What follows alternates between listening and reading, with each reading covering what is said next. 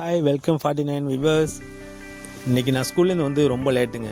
பாருங்கள் பிள்ளைங்களுக்கு எப்படி கடலைப்பொடி ரெடி பண்ணிகிட்ருக்குன்னு சொல்லிட்டு பார்த்த மணி 5:45 ஆகிடுச்சுங்க. சரி கடன்னு வெட்டி பிள்ளைங்க பசியில் தவிக்குமே அப்படின்னு சொல்லிட்டு கடன்னு வெட்டி ரெடி பண்ணேங்க. இப்படி தாங்க நான் வெட்டுறது. நான் இன்னும் சாப் கட்டர் வாங்கலை. நான் சொந்த காசு போட்டு வாங்கக்கூடாதுங்க, அதுலேருந்து எடுக்கணும். இப்போ ஒரு 13 குட்டி கிடா குட்டி நிற்கி, அது எப்படியும் ஒரு 1.5 லட்ச ரூபாய்க்கு கொடுக்கலாம். ஒரு 3 மாதம் வளர்த்துட்டோம்னா ஒரு 1.5 லட்ச ரூபாய்க்கு கொடுக்கலாம். கொடுத்துட்டு வாங்கி போட்டு போங்க. சாப் கட்டர் 28,000 29,000 தான், நல்லதாக வாங்கி போட்டுக்கலாம்.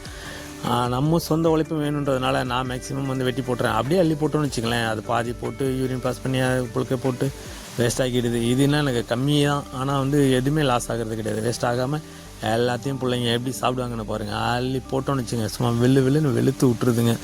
வெயில் டைமாக நல்லா முருன்னு இருக்குது. அது பாட்டுக்கு முறுக்கு சாப்பிட்ற மாதிரி நல்லா சாப்பிட்டுட்டு நல்லா தண்ணியை குடிச்சிட்டு சூப்பராக இருக்குது. நல்லா இருக்குங்க. கடலைக்குடி போகுதுங்க. உலர் தீவனம்னா ஓகே தாங்க. நம்ம வந்து பசந்தீவனம் தேடி ஏக்கர் கணக்கில் இடம் வேணும் அப்படின்னு சொல்லிட்டு ஆடு மேய்ச்சலுக்கு இடம் வேணும்னு சொல்கிறான். அலையிறதெல்லாம் இல்லைங்க. அங்கே பாருங்கள் பிள்ளைங்களாம் எப்படி வெயிட்டிங்கில் நிற்கிது பாருங்கள். வச்சோடனே சும்மா புதுன்னு போட்டு எறிஞ்சிருங்க.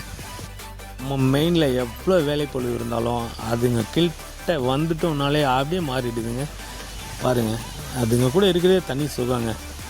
ஆடு வளர்க்குறதுனா அவ்வளோ சந்தோஷமான ஹாப்பியான வருமானத்தோட வேலைங்க இது.